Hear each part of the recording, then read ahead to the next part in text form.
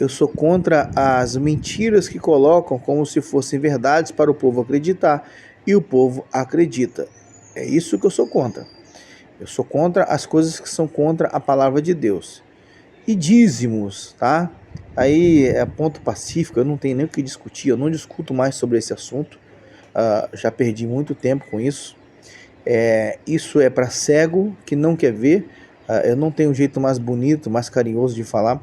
Isso é para cego que não conhece a palavra de Deus, ou por gente que está obedecendo a ordenança de pastores que, por sua vez, também provavelmente sabem dessa verdade que eu ensino aqui, mas porque se acostumaram a esse tipo de obediência, não querem se desvencilhar, não querem se desvincular, porque sabem que isso acarretaria numa mudança muito grande em suas vidas, particulares até. Porque você criou vínculos, você criou amizades, você criou um convívio social. E como é que de repente você vai começar a dizer na sua igreja que o dízimo não é mais para dar, né? Você não tem mais obrigação de dar dízimo? Como é que você vai fazer isso aí, né? Na cabeça de muita gente, eles preferem então não dizer essa verdade, não externar isso, omitem isso, né? Eles omitem essa verdade, eles não querem seguir o que Cristo ensinou. Cristo, assim, e até uma coisa interessante, Cristo, ele não vem afrouxar mais as coisas não, gente, é o contrário, pelo contrário. Como diz que a porta é estreita, ele dificultou mais as coisas, porque ele disse assim, ó, muitos são os que procuram e poucos são os que a encontram. Então ficou mais fácil ou mais difícil? Porfiai por entrar pela porta estreita. A graça, tem gente que pensa que a graça enlargueceu a porta. Muito pelo contrário. Vão cair dos seus cavalinhos ou dos seus bodezinhos. Vão cair. Por quê? A graça, ela funilou mais as coisas. A graça, ela peneirou mais. A graça, ela evidencia. Presta atenção no que eu vou te ensinar agora pelo Espírito de Deus, tá? A graça, ela evidencia exatamente quem são os falsos e quem são os verdadeiros eleitos. Você anotou isso? Porque isso não vem de mim. E nem eu sabia que eu ia dizer isso agora.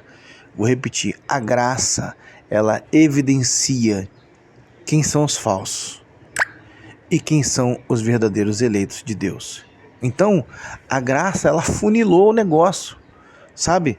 Ela dificultou mais, porque antes você tinha que seguir a lei. Agora, a lei está no seu coração, a lei está morando dentro de você. Você tem um juiz agora que mora dentro de você. E agora? Como é que você vai fugir disso? Como é que você vai dizer que você não está olhando aquilo que você está olhando? Você vai estar sendo mentiroso e se enganando, fingindo para as pessoas, mas aquele que está conhecendo você por dentro sabe que você está mentindo. Então, a graça, ela eliminou os 10%. Tá? E ela disse assim, ó, agora eu sou dono de tudo e acabou. Aí é que tá o problema, aí é que, nossa, por que eles se apegam aos 10%? Por que se apegam aos 10%, hein? Fala pra mim. Pergunta pro seu pastor, fala, pastor, por que você não cobra tudo ao invés de só 10%?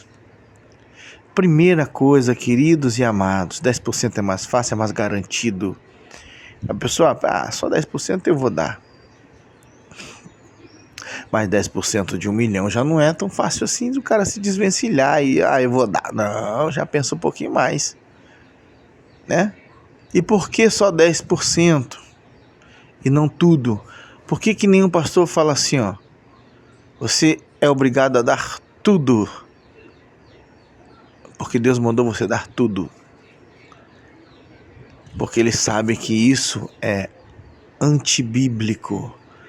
Muito embora hoje nós temos visto vídeos na internet onde realmente tem pastores de seitas evangélicas dizendo assim, ó, você tem que doar o seu tudo para Deus. E quando você der o seu tudo, e aí lógico que especificamente estão falando de dinheiro, né?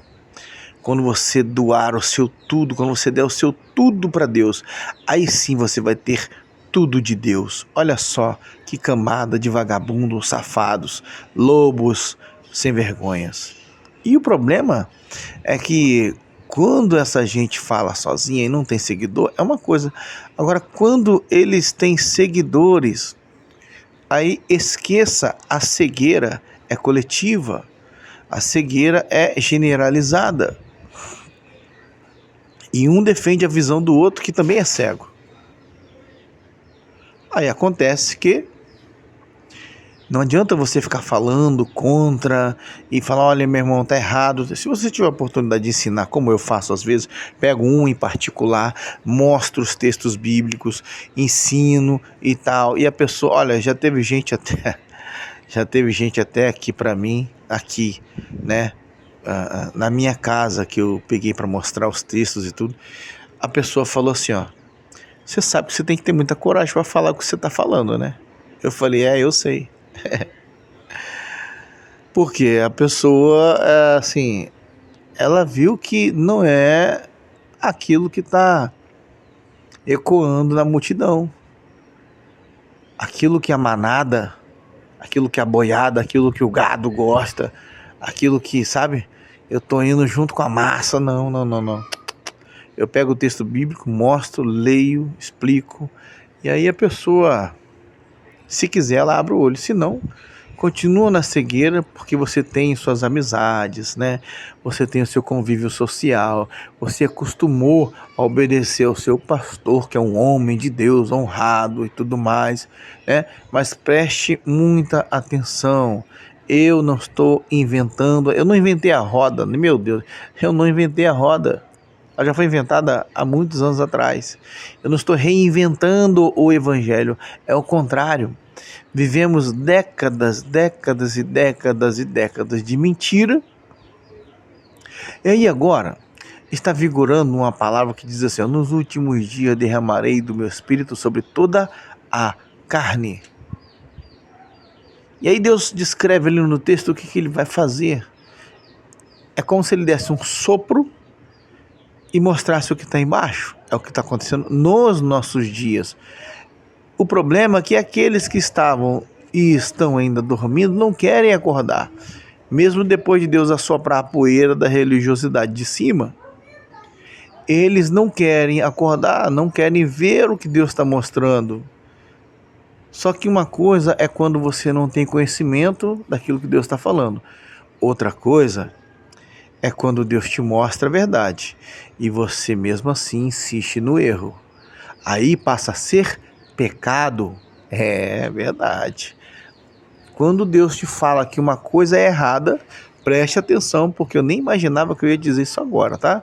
Quando Deus te ensina que uma coisa é errada e você insiste em praticar aquela coisa, entenda como dízimo, como qualquer outra coisa que você pratica dentro da sua congregação que você acha que é o certo. Deus te mostrou que aquilo é errado, tá? Por exemplo, uma coisa simples, dancinha em cima do altar, dancinha em cima do púlpito que virou palco de show. Deus desaprova isso, Deus abomina esse tipo de coisa. Pessoas morreram no passado porque ofereceram fogo estranho. E hoje o fogo estranho é o comum. Hoje o fogo estranho é o consensual. Hoje o fogo estranho é o normal. Então, de tanto fogo estranho, ninguém se queima mais. Você entende? Porque o que está lá dentro é o fogo estranho. Então Deus está reservando para o fogo verdadeiro, o que não vai ser nada agradável. Então, quando você conhece aquilo que é verdade, Deus te mostrou, te elucidou através do Espírito Santo, que é o maior professor que existe nesse mundo, aí sim passa a ser pecado, tá bom? Assim como o pecado contra o Espírito Santo, né? Que as pessoas não sabem o que é, não estudam, não têm vida com Deus para entender o que é, e é simples de entender, tá? E aí quando você passa a entender a verdade como ela é, não tem como mais você errar. Você não vai querer mais o erro, você vai querer estar correto diante de Deus. Então, voltando ao mote principal aqui dessa campanha, né? A graça, ela dificultou as coisas. A graça dificultou demais as coisas. E a graça está atualmente evidenciando todo o erro, todas as falhas. Mas eu inclusive tenho visto alguns vídeos onde pessoas estão dizendo assim, ó. Pessoas estão dizendo assim, ó, exatamente assim, ó. Nossa, mas olha como esse pastor está falando. Ele não tem temperança, ele não tem amor, ele não tem domínio próprio. Ô querido, deixa eu te falar uma coisa. Para Satanás acabou o amor. Acabou o amor, querido. Acabou a fanfarra. É hora de denunciar essa cachorrada mesmo. É hora de denunciar o pecado, o que está errado, apontar o dedo mesmo e dizer, olha, isso está errado, se você não mudar, você vai para o inferno. Mas não é, tem que ter temperança, tem que ter domínio próprio. Eu queria ver esses vagabundos desgraçados do inferno, bem se pudesse acontecer isso, olhar lá nos olhos de João Batista no passado e dizer isso na cara de João Batista: olha, não grita não, porque tem que ter amor com as almas, tem que ter temperança, tem que ter domínio próprio. Nossa, você parece um louco gritando por aí. Eu tenho certeza absoluta, irmãos, que ia cair fogo. João Batista não ia precisar nem abrir a boca dele, ia cair fogo do céu na hora, ia fulminar essa cambada de safado. Mas como hoje não pode acontecer isso ainda, tô dizendo ainda, tá? Tá essa fanfarra aí, irmãos. A gente fala sobre dízimos, tá errado porque porque aí tá dito que Jesus falou que do quase do doente, do cominho, e um bando de gente que não entende a interpretação bíblica como ela é.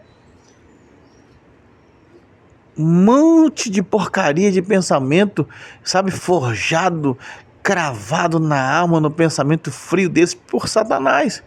O meu também era assim, irmãos, o meu também era desse jeito. Mas você entende o que está escrito? Aí hoje eu entendo. Poxa, Jesus falava umas coisas tão profundas e simples que eu me assusto com a simplicidade, a profundidade do que Jesus falava. Ele falava assim, ó: e conhecereis a verdade. Olha isso, você entende? Você entende o peso disso? Você entende o peso disso? Você entende que quem conhece a verdade, que quem teve um encontro verdadeiro com Jesus, quem é eleito, nunca mais vai ter como ser burro de novo? Nunca mais. Ele não vai aceitar, não vai engolir mais qualquer coisa. Vai julgar, sim, e é para julgar segundo a reta justiça, como diz a palavra de Deus. Tá? E não julgueis para não ser. Vá para o inferno. Vai para o inferno.